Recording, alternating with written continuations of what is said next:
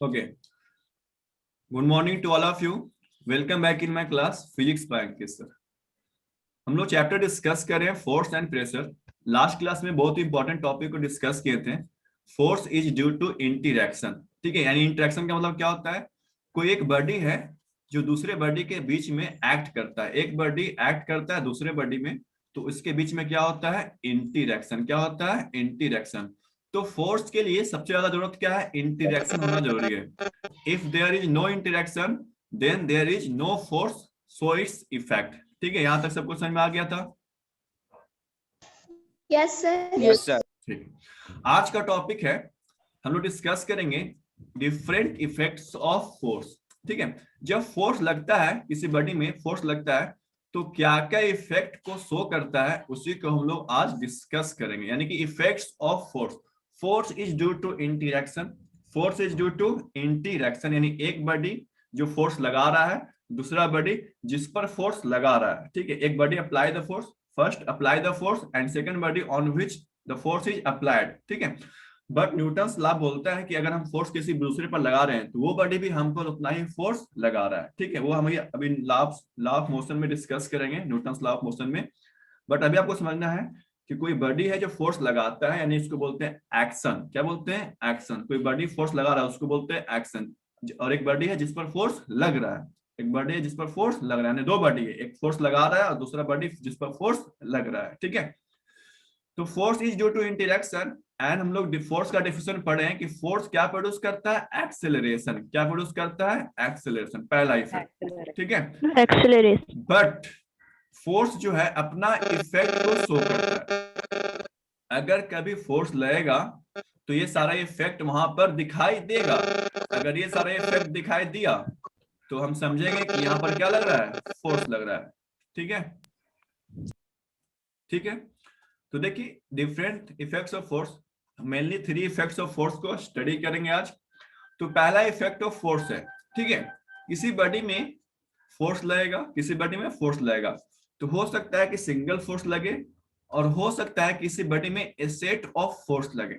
ठीक है, क्या? ए सेट ऑफ फोर्स, यानी कि एक से ज्यादा force. A set of force का मतलब क्या होता है?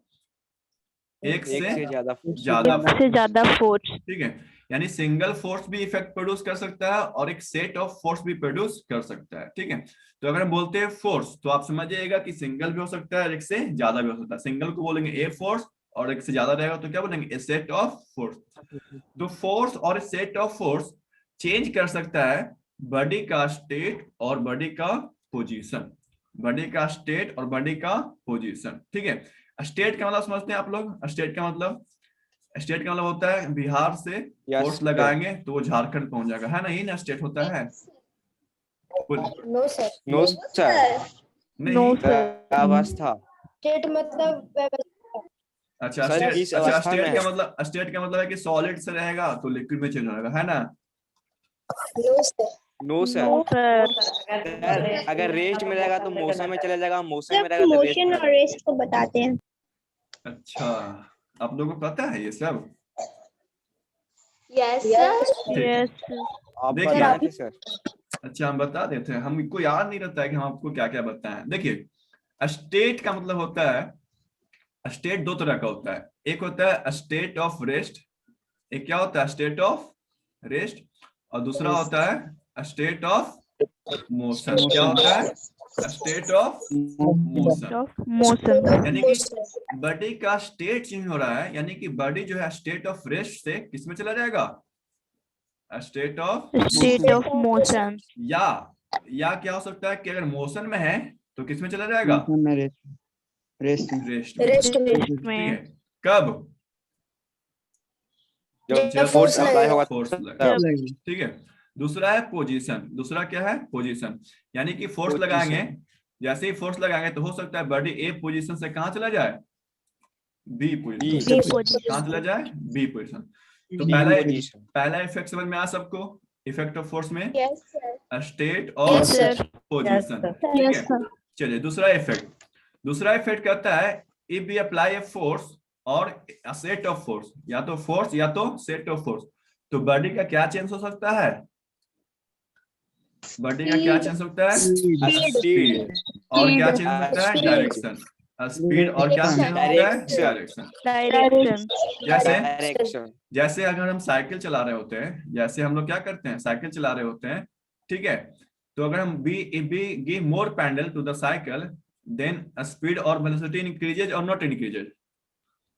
इंक्रीजेस ठीक है, यानी कि हम अगर मोर पैडल दिए, अगर हम मोर पैडल दे रहे हैं, इसका मतलब क्या दे रहे हैं? फोर्स दे रहे हैं कि नहीं दे रहे हैं? ठीक है। दूसरा है डायरेक्शन। हम फोर्स लगाएंगे, सपोज कोई बॉल इधर आ रहा था, हम क्या कर दिए, इसको किक कर दिए, बॉल को किक कर दिए, तो इसका डायरेक्शन चेंज हो सकता है कि नहीं हो सकता है change? Yes sir very good. चलिए थर्ड को डिस्कस करते हैं। If we apply the force then we can change shape and size of the body. अगर हम फोर्स लगाएंगे तो बॉडी का शेप एंड साइज चेंज कर सकते हैं कि नहीं कर सकते हैं?